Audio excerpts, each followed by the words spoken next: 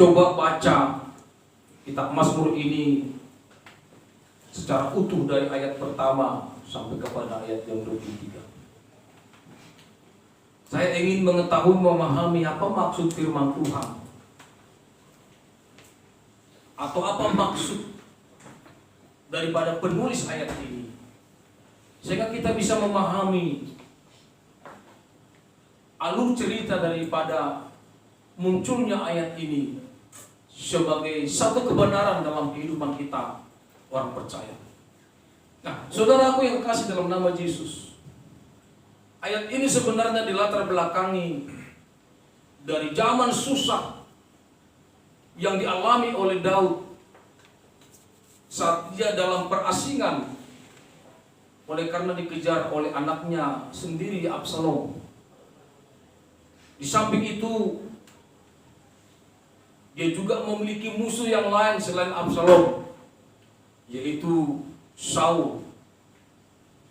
Dalam semua kondisi ia terjebak, saudaraku, baik dari eksternal maupun dari internal, dari keluarga sendiri. Persoalan dari luar, persoalan dari dalam. Nah, oleh sebab itu maka Daud membuat satu pemikiran, dan pemikiran-pemikiran ini merupakan satu solusi alternatif. Sebagai manusia, dia memiliki wacana-wacana apa solusi yang harus saya kerjakan. Sehingga apabila kita membaca pada ayat yang ke-7 dan 8, di sana kita berkata, pikirku sekiranya aku diberi sayap seperti merpati, aku akan terbang dan mencari tempat yang tenang.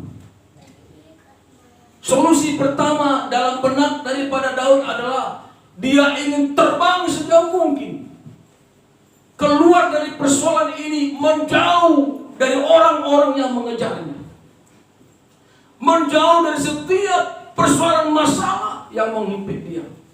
Sehingga dia punya angan-angan, sekiranya aku punya sayap, aku akan terbang. Saya teringat dengan lagunya almarhum Bapak Rinto Harahap. Seandainya aku punya sayap, terbang-terbanglah aku, ku cari dunia yang lain, untuk apa aku di sini. Itu alternatif pertama dalam benak daripada Daud. Dan saya khawatir ayat ini mungkin yang menjadi inspirasi daripada Rinto Harahap untuk boleh menuliskan syair-syair lagunya.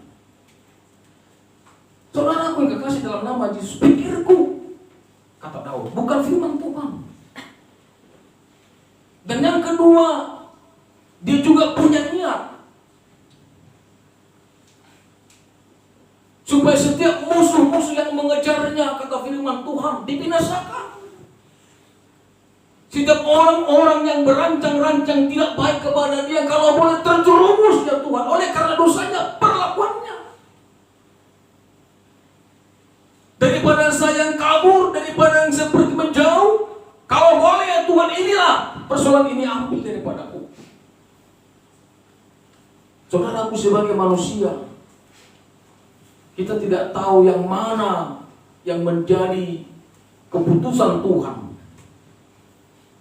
Itu adalah alternatif A, alternatif B, alternatif C. Kita punya banyak alternatif solusi dalam pikiran kita. Tetapi tahukah saudara,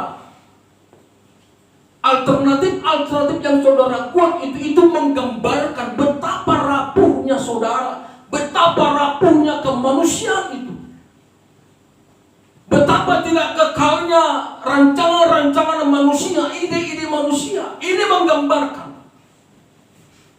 kalau memang keputusan yang kita buat bulat dan itu benar, dan tidak akan pernah berdampak yang tidak baik bagi kehidupan kita, bagi kehidupan rumah tangga kita, tidak ada alternatif A, tidak ada alternatif B.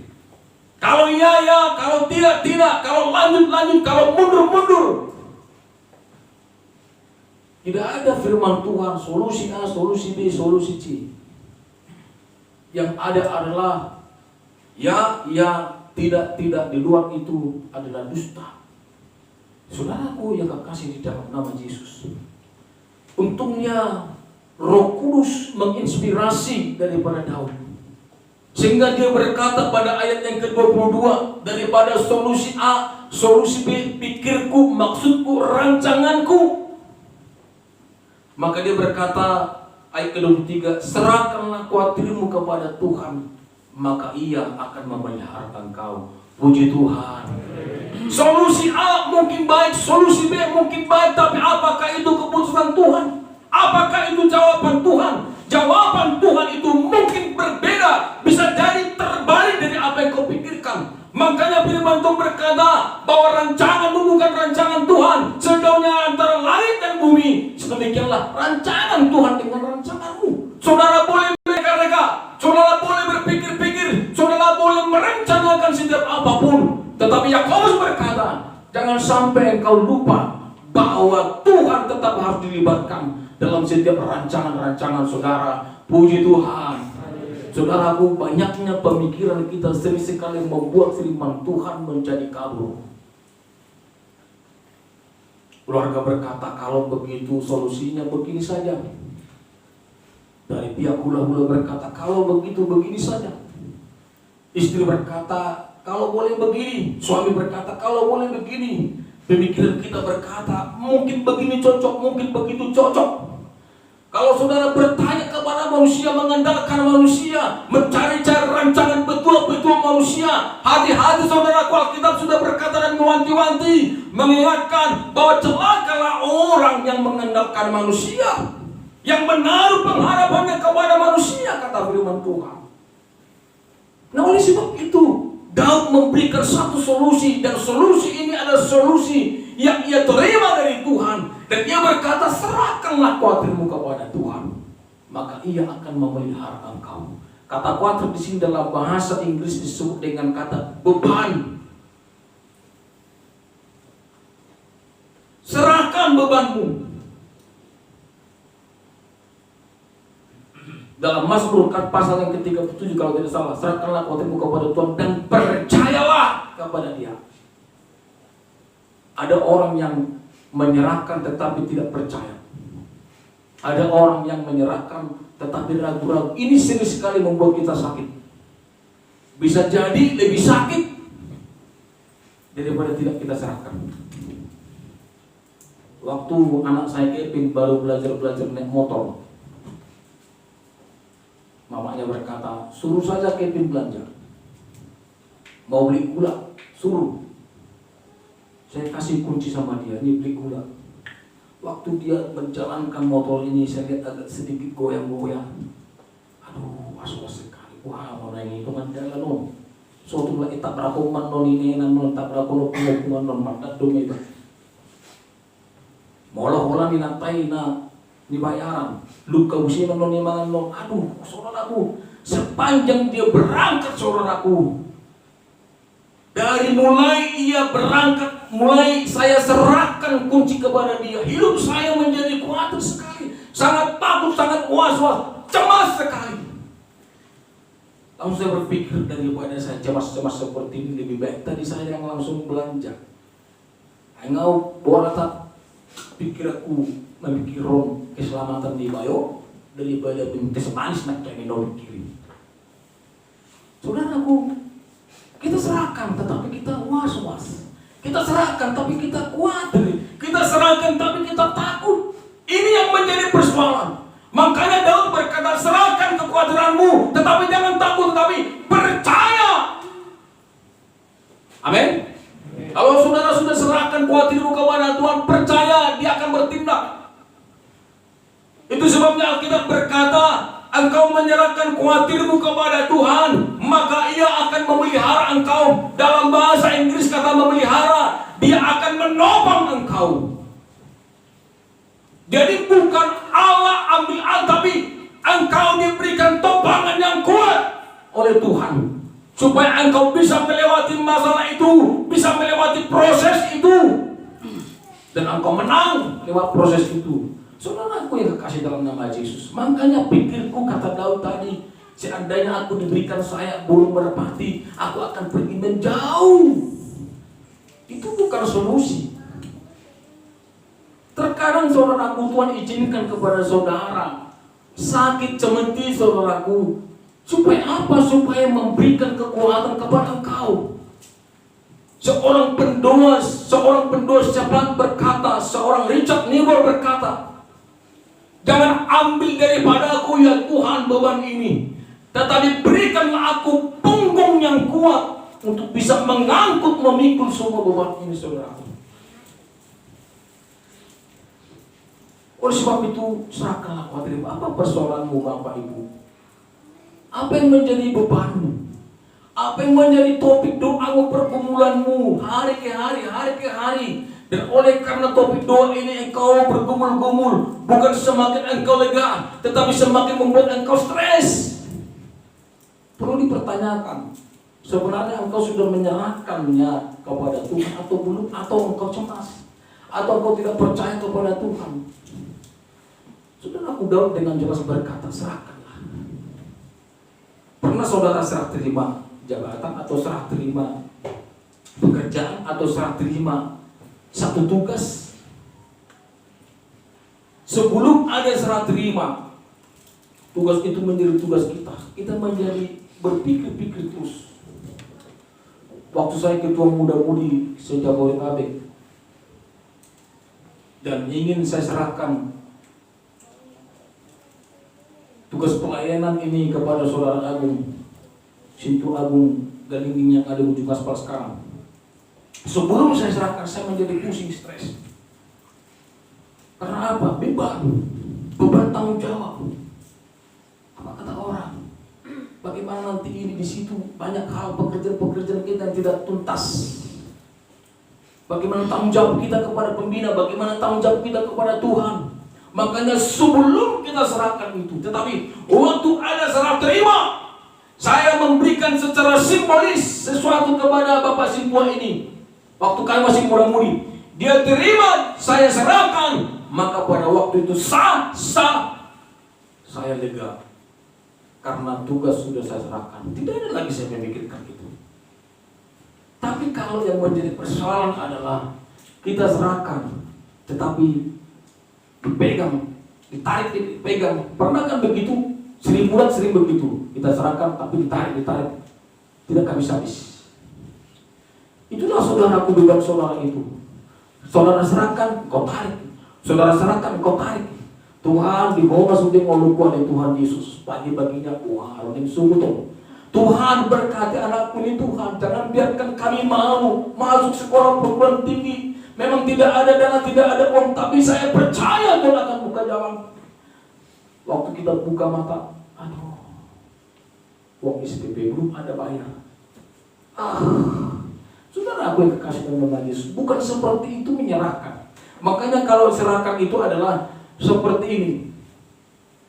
Coba Pak Guru, coba maju ke depan. Ini serah. Ini. Itu amang. Itu etong.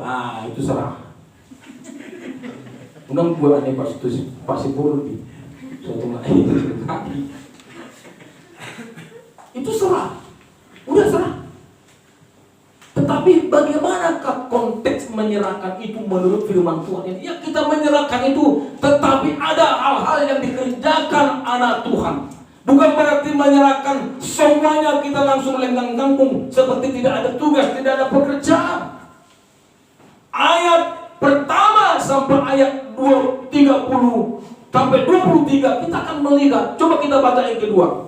Pasal yang ke-55 yang kedua. Berilah telinga ya Allah kepada doaku, janganlah bersembunyi terhadap permohonanku.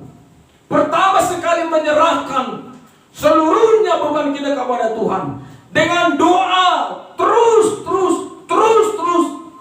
Makanya berilah telinga kepada doaku, permohonanku. Ada doa saudara yang hidup. Adakah dalam keluargamu ada doa yang hidup? Adakah dalam keluargamu ada komunikasi yang hidup dengan Tuhan? Adakah yang macet? Maka waktu engkau menyerahkan seluruh bebanmu kepada Tuhan, maka beban yang kau serahkan itu tetap kita follow up di dalam doa kita. Menyerahkan beban itu supaya Tuhan menopang engkau. Bukan berarti supaya engkau lepas tanggung jawab, bukan. Tetapi Tuhan menopang engkau, memberikan keringanan kepada engkau, memberikan kemampuan kepada engkau, memberikan hikmat pengurapan kepada engkau. Maka follow up dengan doa kepada Tuhan, dengan permohonan yang tidak putus-putus kepada Tuhan. Itu yang pertama. Yang kedua, saudaraku yang kekasih di dalam nama Yesus, selain doa, coba dibaca ayat yang ke-15. Coba salah seorang membaca. Kaum Bapa dulu ayat ke-15.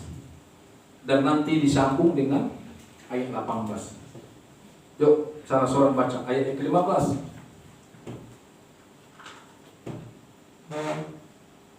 Ini yang ke-14 ini. Yang keberapa ini? Oke. Coba salah seorang kaum Bapa dulu. Kontak kasar ke sini sesuatu. Ayo kaum Bapa. Mazmur 55 ayat 15, demikian firman Tuhan. Kami yang bersama-sama bergaul dengan baik dan masuk rumah Allah di tengah-tengah keramaian. Bergaul dengan baik dan masuk rumah Allah di tengah-tengah keramaian. Ayat ke-18. Ayat 18, di waktu petang, pagi dan tengah hari aku cemas dan menangis. Waktu petang, pagi, tengah hari aku cemas dan menangis. Artinya apa? Waktu kita menyerahkan beban kita banyak persoalan rumah tangga, demi rumah tangga banyak persoalan masalah. Kita serahkan kepada Tuhan dan kita follow up di dalam doa. Dan jangan sampai lupa, jangan kau tinggalkan rumah doa, tempat ibadah yang biasa dilakukan oleh Daud. Maka pada ayat 18 dikatakan dia tetap memberikan korban petang, korban pagi, korban tengah hari. Karena agama seberang ini hampir persis sama dengan agama Yahudi. Ada jam-jamnya. Jadi kalau tetap dia lakukan pagi hari, korban pada tengah hari, korban pada pagi, petang hari, tengah hari, pagi hari, itu berarti rutinitas atau hidup dalam persekutuan, masuk rumah ibadah, keluar masuk rumah ibadah, sebelum dia punya masalah, setelah dia punya masalah, dan setelah dia serahkan semua persoalannya, tidak akan pernah berubah. Adakah di antara kita yang sering berubah oleh karena persoalan dan menjadi tidak datang beribadah? Ada, saudaraku. Dan banyak. Saudara yang kekasih di dalam nama Yesus, saya beberapa kali berkata kepada salah seorang jemaat kita, apapun yang terjadi, jangan sampai engkau tinggalkan rumah doa. Kenapa? Kita kesal dengan pendeta, kita kesal dengan guru Injil, dengan sesama jemaat Tuhan. Tapi kalau kita di rumah doa, tetap walaupun dalam hati dongkol. Kalau kita tidak bisa lagi tidak dongkol, harus dongkol, nggak apa-apa. Datang saja dalam rumah doa. Dan di dalam rumah doa ini semua proses pengikisan hati dongkolmu, jengkelmu itu akan diselesaikan oleh Tuhan. Saudara pikir kau tidak sanggup menyelesaikan hati dongkolmu kalau kau datang kepada Tuhan? Sanggup. Yang menjadi persoalan engkau jauh daripada Tuhan.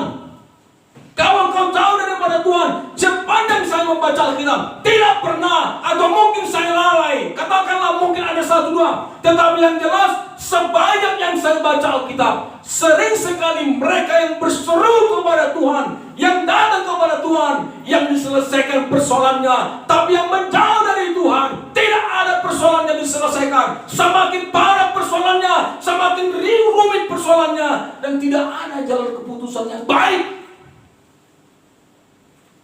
Anak bungsu yang jauh daripada bapaknya hanya menanti-nanti di rumah. Apakah bapaknya tidak tahu kemana anak bungsu pergi? Pergi, dia mungkin tahu, saudaraku, tapi dia hanya menanti-nanti saja.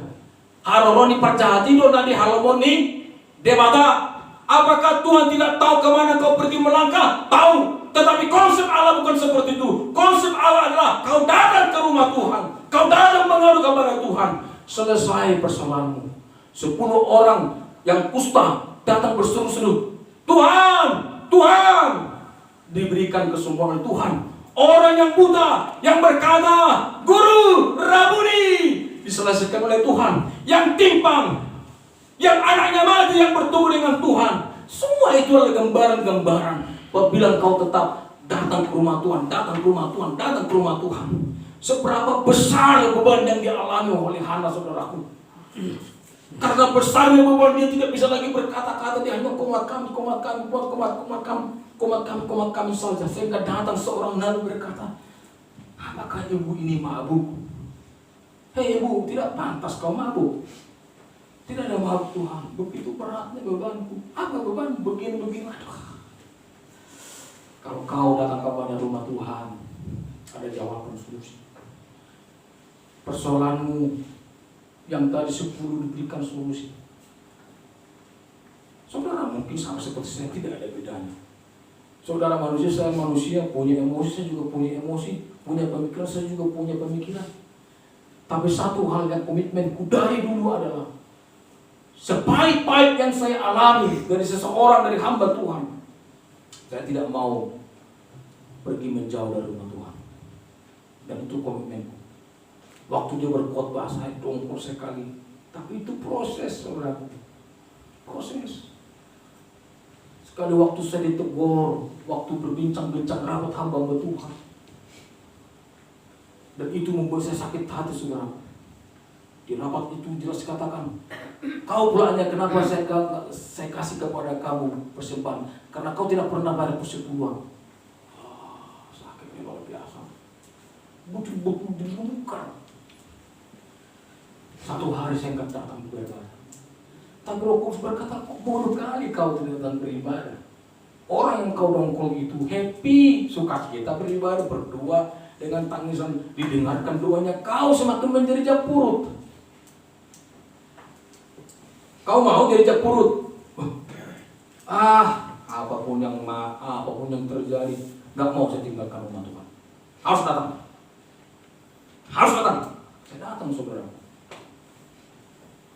Perlahan-lahan sakit hatiku semakin dikikis oleh Roh Kudus. Bukan pendeta itu yang mengikis, Roh Kudus yang mengikis. Setiap kali datang Roh Kudus yang mengikis. Coba bayangkan kalau saya bertahan tidak datang beribadah, semakin iblis tambahkan kesalnya, Tidak bekerja Roh Kudus karena kau tidak datang, tidak membuka hati. Orang yang datang ke rumah Tuhan adalah orang yang barang yang membuka hati, diatur, ditegor oleh Roh Kudus. Pasti kita tahu, menurut jametannya Pak Dita non hari tolema, pemah dibigi air nantur dengar. Lebih baik begitu. Daripada nanti begini kau di rumah kau. Di rumah apa yang terjadi? Tidak ada pemulihan, tidak ada pemugaran. Semakin berat beban, semakin benci engkau, semakin kesal engkau, dan tidak akan ada solusi. Dan semakin susah kau datang beribadah. Kalau langsung berpikir, dia belum beli jenong, nah buyau sih, gak bisa nih mah pikir. Ini persoalan. Nah Daud berkata, dulu yang biasa, aku keluar masuk rumah Tuhan. Pada ayat 8 dikatakan, dia tetap berdoa, baik pagi, baik petang hari, baik siang hari, dia tetap beribadah kepada Tuhan. Itu orang yang menyerahkan persoalannya bebannya kepada Tuhan. Puji Tuhan. Amin. Jangan jauh, dekat. Apa kurang sayang Bapak ini kepada anak yang bungsu itu? Jangan sampai ke saya begitu. Inilah Bapak, bagianku, mobil ini sama aku. Kata si Kevin, aku menggulung dia tempat jadiku. Ini baik ini Bapak ini. Tapi apakah Bapak ini pergi mendekati anaknya mencaci? Tidak. Jauh dekat perkemahan bapaknya melihat. Aduh, mana anakku? Untung anaknya ini sadar, di rumah bapakku banyak makanan. Di sini saya tidak bisa makan ternak pun susah. Banyak hamba di rumah bapakku, daripada sini mending sekali pergi ke rumah bapak. Yang terakhir saudaraku, percaya seperti saya katakan tadi, Mazmur pasal 37 ayat kelima. Kita harus percaya sepenuhnya kepada Tuhan. Kalau engkau tidak percaya, jangan serahkan. Amin.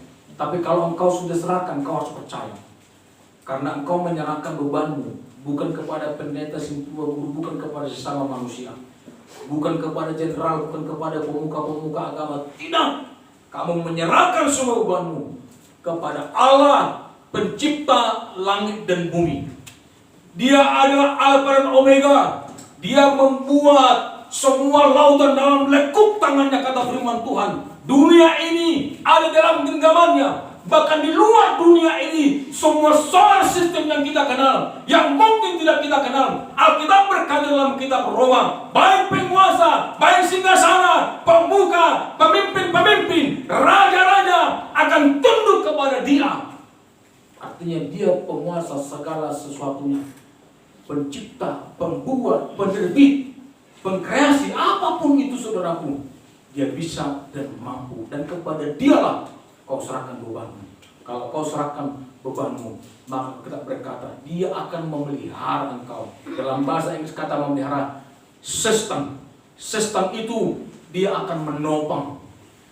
Seperti keyboard ini saudaraku, waktu kita main keyboard tadi ada sustainnya. Makanya sering-sering diinjak oleh pemain keyboard ini, yang di bawah ini. Jangan saudara pikir karena latah pemain keyboard atau suka-suka seperti main-main, bukan.